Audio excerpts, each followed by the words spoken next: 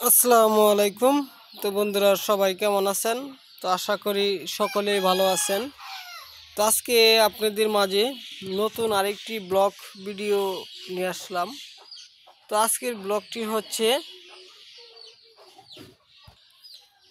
কমলি শাক।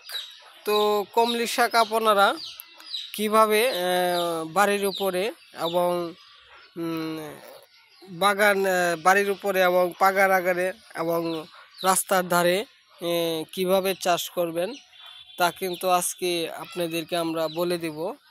তো এখানে দেখতে আছেন আমি কিন্তু আমাদের বাড়ির উপরে রাস্তার সাইডে কিন্তু আমি কমলি শাকের গাছগুলো লাগিয়েছি।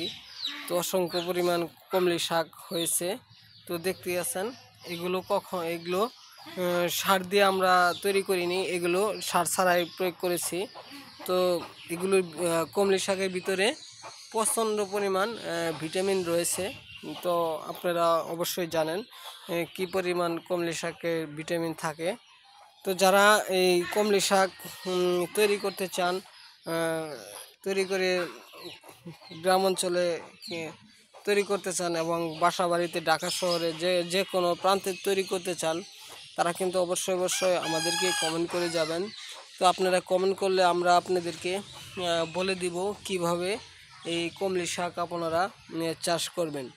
তো সকল বন্ধুদেরকে আমার এই ব্লগ ভিডিওটি দেখার জন্য ধন্যবাদ। তো আমাদের ভিডিওতে নাম্বার দেওয়া রয়েছে, অবশ্যই যোগাযোগ করে যাবেন।